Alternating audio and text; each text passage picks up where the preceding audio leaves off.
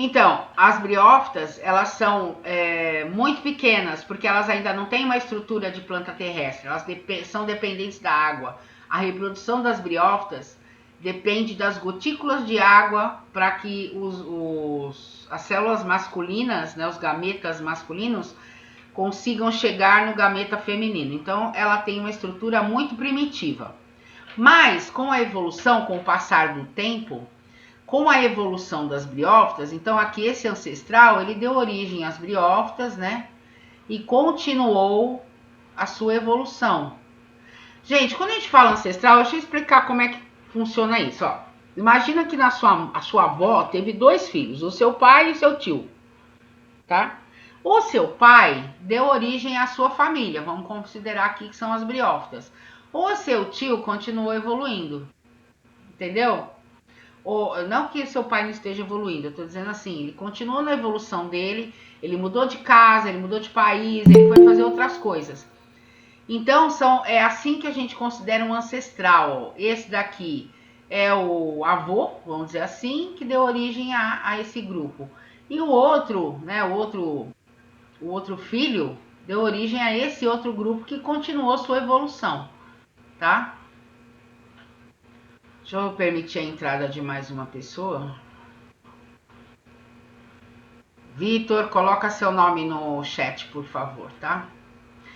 Então, um grupo das briófitas aqui, ó, né? Ele continuou na sua evolução. Com o passar do tempo, surgiu uma outra novidade nesse grupo aqui. Qual é a novidade? Surgiram os vasos condutores de seiva. O que é vaso condutor de seiva?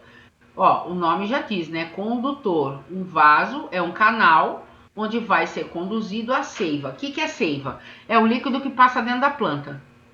Então, nós temos lá 2 tipos de seiva. A seiva bruta, que vai da raiz para as folhas, e ela é formada de água e sais minerais.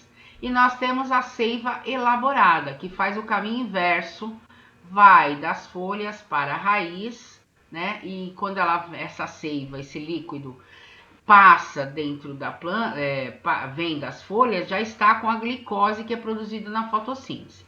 Então, para conduzir isso na planta, existem vasos especializados nessa condução.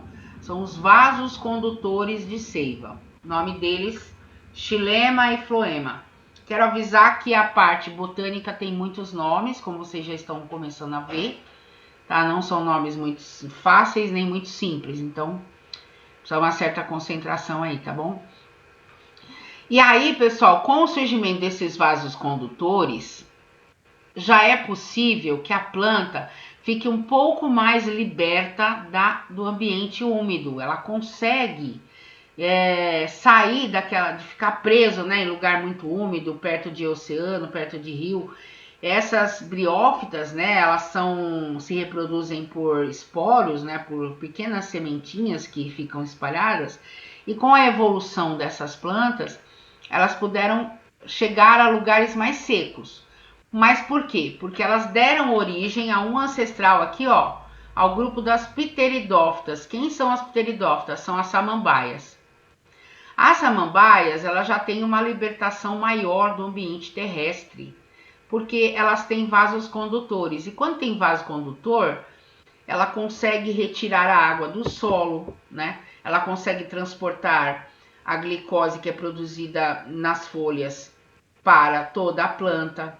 Isso faz com que a planta possa ser maior. Então, quando a gente fala em pteridófita, eu já estou falando de uma planta bem maior do que as briófitas. Todo mundo conhece a samambaia? Depois, deixa eu ver aqui se eu tenho alguns exemplos. Olha, exemplos de samambaias.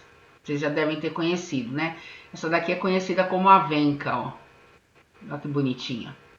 Aqui são vários tipos, essa daqui é muito... Mas aí elas ainda não conquistaram totalmente o ambiente terrestre ainda, né, Pro? Elas já estão conquistando, ainda são dependentes de água, tá? Ainda são dependentes de água para reprodução. Mas elas já conseguem, por exemplo, ter um tamanho maior que a briófita.